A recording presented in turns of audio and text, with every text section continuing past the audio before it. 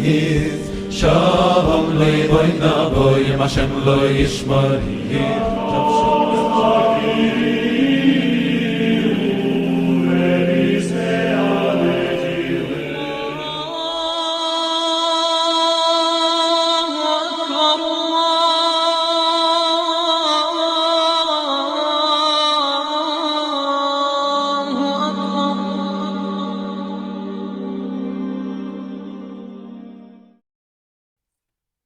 Assalamu alaikum wa rahmatullahi wa barakatuh.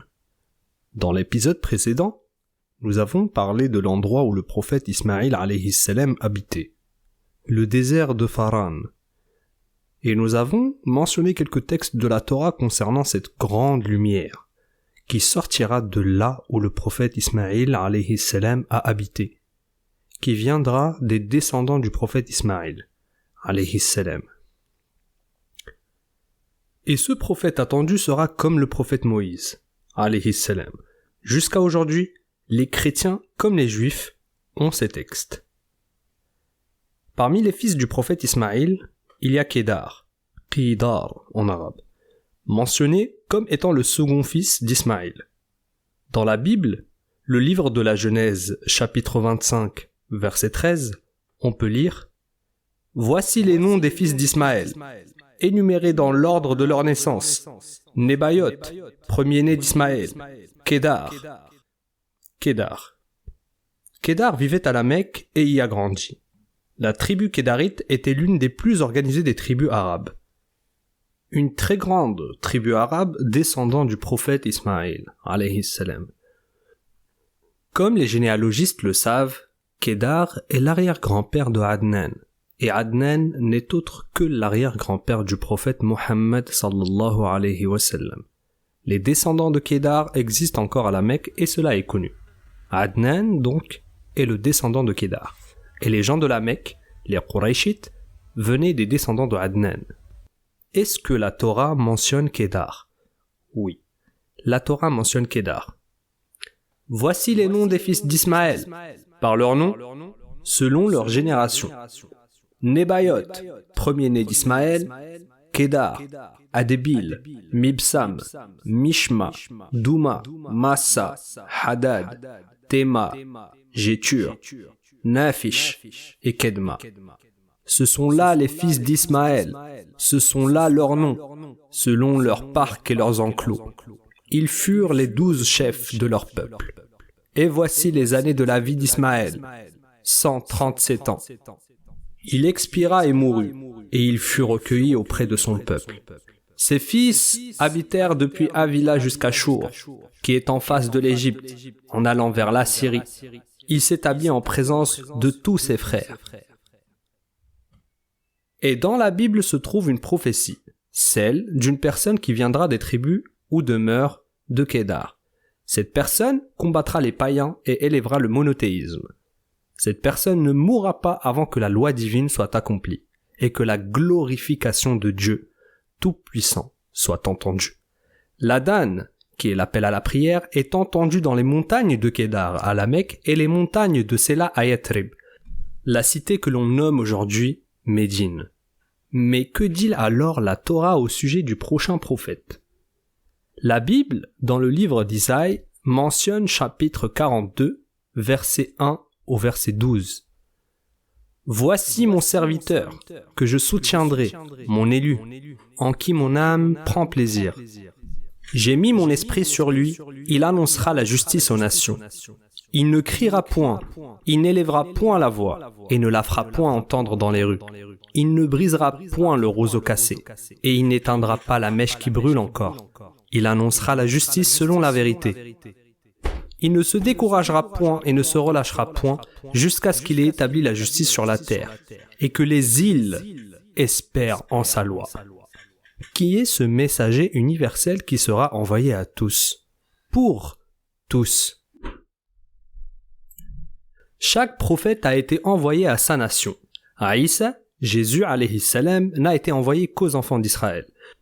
Quand la femme cananéenne de ce voisinage vint à lui, cananéennes donc n'étaient pas des enfants d'Israël.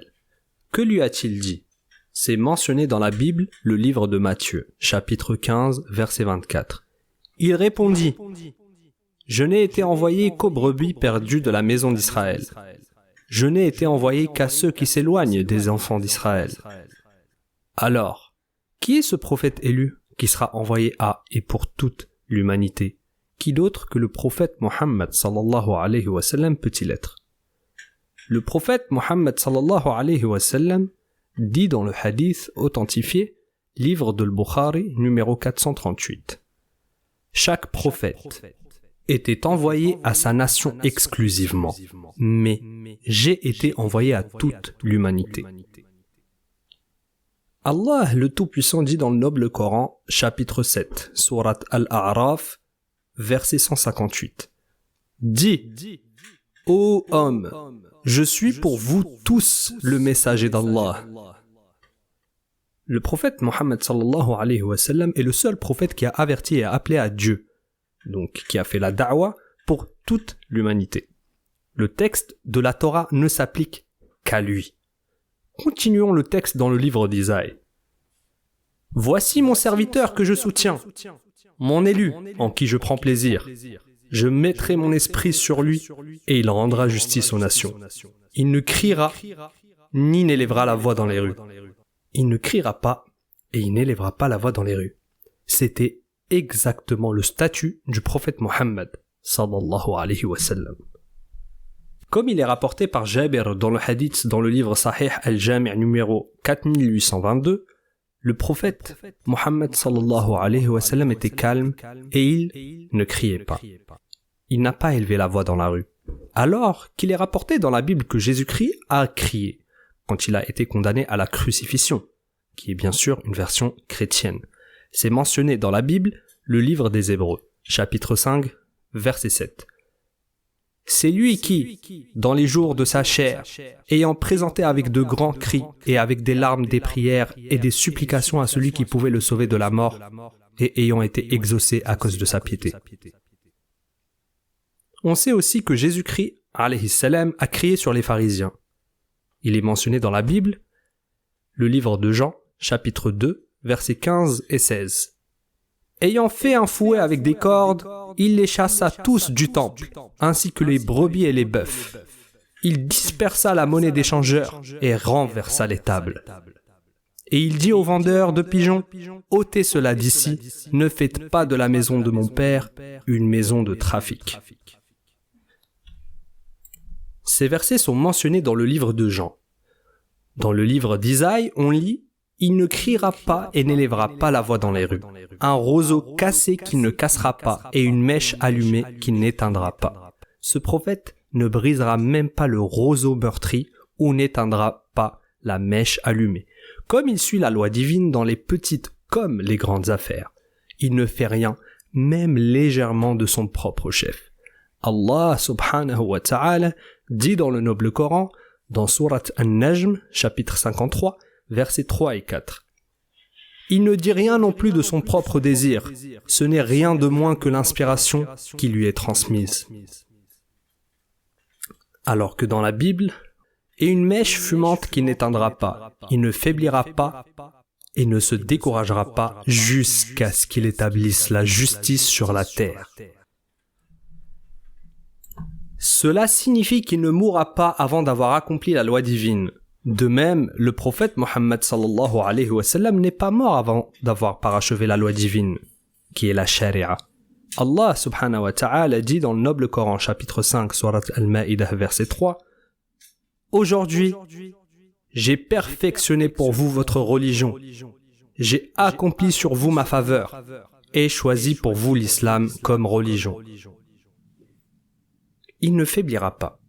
Donc, Allah l'a défendu contre les hommes jusqu'à ce qu'il achève la loi divine. Allah subhanahu wa ta'ala dit aussi dans le Coran, « Allah te défendra des gens. » Sourate Al-Ma'idah, verset 67. Poursuivons. Dans la Bible. Il ne se découragera point et ne se relâchera point, jusqu'à ce qu'il ait établi la justice sur la terre et que les îles espèrent en sa loi. Ainsi parle Dieu, l'Éternel, qui a créé les cieux et qui les a déployés, qui a étendu la terre et ses productions, qui a donné la respiration à ceux qui la peuplent et le souffle à ceux qui y marchent. Dieu donne le souffle, un souffle de Dieu, un esprit à ceux qui y marchent. Dans le Coran, Allah dit dans Surat Ash-Shu'ara, verset 52, « Et c'est ainsi que nous t'avons révélé un esprit, le Coran, provenant de notre ordre. » Reprenons maintenant les textes antérieurs. « Moi, l'Éternel, je t'ai appelé pour le salut, et je te prendrai par la main, je te garderai. Et je t'établirai pour traiter l'alliance avec le peuple, pour être la lumière des nations. Le prochain prophète sera une lumière pour toutes les nations. » Allah subhanahu wa ta'ala dit dans Surat An-Nisa, verset 174, « Car nous vous avons envoyé une lumière qui est manifeste. » Une lumière. Ce prophète à venir sera une lumière pour toutes les nations. Est-ce que cela s'applique à quelqu'un d'autre que Mohammed sallallahu alayhi wa sallam? Donc, les textes stipulent « Et vous fera être une alliance pour le peuple et une lumière pour les nations, pour ouvrir les yeux qui sont aveugles, pour libérer les prisonniers de prison et de libérer du cachot ceux qui habitent dans les ténèbres. » Donc, par lui, Dieu ouvrira les yeux aveugles et les oreilles sourdes. Voyons ce qui est dit dans le Coran, Surat Al-Imran, verset 103. « Et vous étiez au bord de la fosse de feu, et il vous en sauva. » Il y a un point intéressant concernant ce que nous sommes en train de vous exposer. Les gens du livre, les chrétiens et les juifs, pendant la période de révélation du prophète sallallahu alayhi wa sallam, remarquaient et savaient que le chapitre se référait à lui, alayhi salatu wa sallam. Abdullah ibn Amr ibn al-As a rapporté le hadith authentifié dans Al-Bukhari, numéro 2125. Par Allah, il est décrit dans la Torah, en partie comme il est décrit dans le Coran. Il n'est pas impoli, ni dur, ni un fauteur de troubles dans les marchés. Il ne rend pas le mal par le mal, mais il traite les gens avec pardon et gentillesse. Allah ne le fera pas mourir jusqu'à ce qu'il remette sur la droiture la nation tordue, en leur faisant dire « Nul n'a le droit d'être adoré sauf Allah ».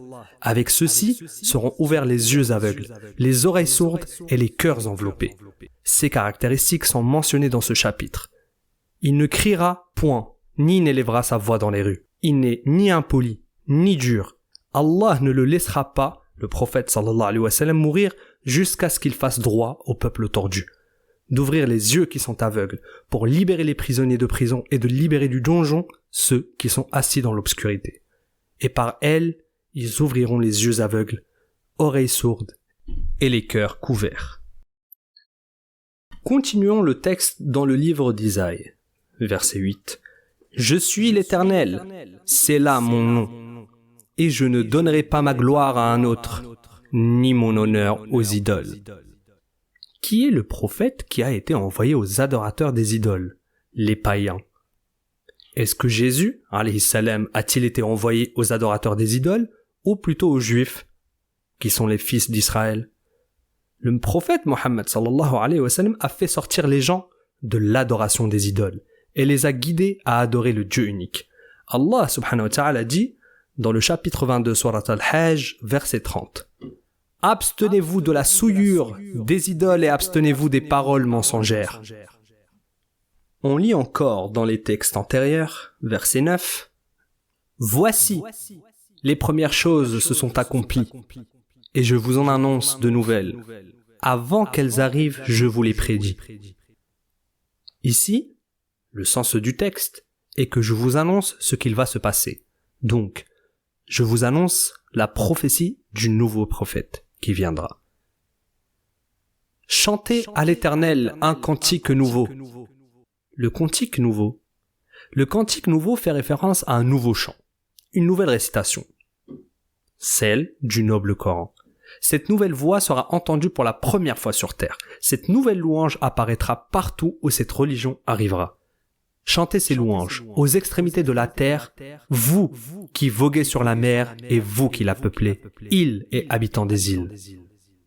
Et que signifie que le désert et ses villes élèvent la voix? L'adhan, qui est l'appel à la prière, sera lancé et entendu dans tous les pays.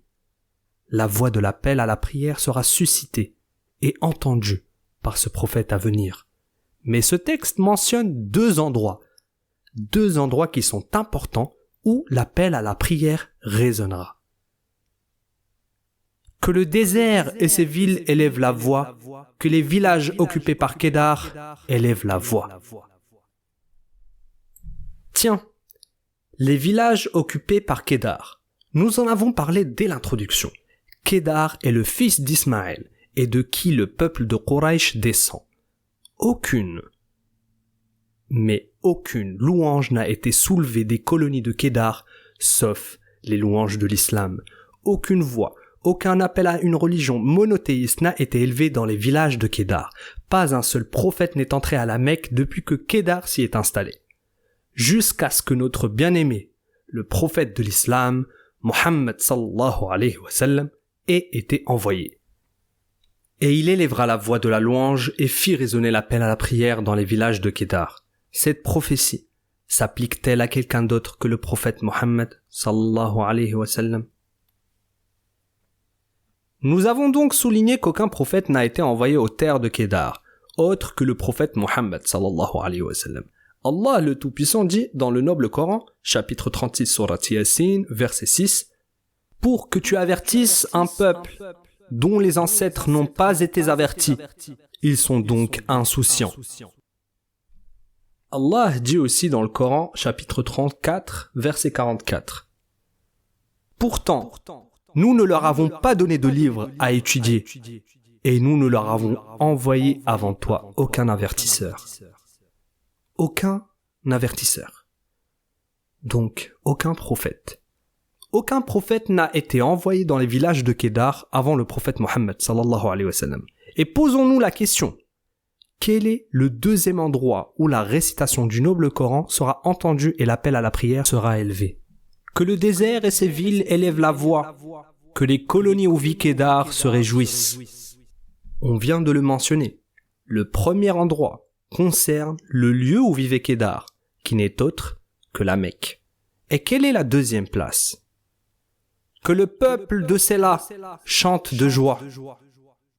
Mais où se trouve Séla? Séla est une montagne célèbre à Médine et existant jusqu'à présent. C'est à environ 500 mètres du Masjid al-Nabawi, la mosquée prophétique. Si vous vous tenez sur la montagne Séla, vous y verrez la prophétie accomplie. Allahu Akbar, Allahu Akbar, qui signifie Allah est le plus grand, Allah est le plus grand. L'adhan que vous entendez à la montagne de Séla est un accomplissement de la prophétie que Dieu nous a donnée il y a 3000 ans. Par ailleurs, Séla est la montagne où les événements de la bataille de la tranchée ont eu lieu, lorsque les coalisés ont cherché à conquérir Médine. Mais Allah envoya un grand vent qui détruisit les armées ennemies. Allah dit dans Sourate 33, verset 9, « Ô vous qui croyez, rappelez-vous le bienfait d'Allah sur vous, quand des troupes vous sont venues et que nous avons envoyé contre elles un vent et des troupes que vous n'avez pas vues. Allah demeure clairvoyant sur ce que vous faites. » Un terrible vent a détruit les armées ennemies. Et au fond de la montagne Séla, les 7 mosquées existent jusqu'à présent. Les 7 mosquées que les compagnons du prophète sallallahu alayhi wa sallam avaient construites pendant leur creusement de la tranchée, qui seront utilisées comme postes d'observation pendant la bataille. Ces 7 mosquées existent toujours. Poursuivons la lecture dans le livre d'Isaïe. Que le peuple de Séla chante de joie, laissez-les crier du haut des montagnes, qu'ils rendent gloire au Seigneur. Laissez-les crier depuis les sommets des montagnes. La nation musulmane est célèbre pour crier depuis les sommets des montagnes dans Safa, Al-Marwa, Arafat et Ar-Rahma. Les musulmans du haut de ces sommets rendent gloire à Allah par des invocations héritées. Qu'ils rendent gloire au Seigneur et proclament ses louanges dans les îles. Proclamer ses louanges dans les îles signifie former les gens sur le message dans les différents pays. Y a-t-il d'autres éléments de preuve plus clairs, plus détaillés et plus précis que ce texte? Le prophète sallallahu alayhi wa sallam n'est-il pas donc mentionné dans la Torah? Ô athées, utilisez vos esprits. Ô vous qui mettez des obstacles à ceux qui croient en Allah et qui appelez les gens à ne pas croire en Dieu. Vous ne ferez de mal à personne, sauf à vous-même. Allah a révélé la religion de l'islam à tous les gens pour les sauver du feu de l'enfer. Donc, celui qui veut, qu'il croit, et celui qui ne veut point, qu'il ne croit point. Si Dieu le veut, dans le prochain épisode, Inch'Allah, nous traiterons du sujet de la volonté du prophète Jacob à ses fils avant sa mort. Sa volonté est la prophétie de l'émergence de l'islam auquel les nations adhéreront. Merci de m'avoir écouté, puisse Allah vous récompenser. Que la paix d'Allah soit sur vous. الذين يتبعون الرسول النبي الأمي الذي يجدونه مكتوبا عندهم في التوراة والإنجيل يأمرهم بالمعروف وينهاهم عن المنكر ويحل لهم الطيبات ويحرم عليهم الخبائث ويضع عنهم إصرهم والأغلال التي كانت عليهم فالذين آمنوا به وعزروه ونصروه واتبعوا النور الذي أنزل معه أولئك هم المفلحون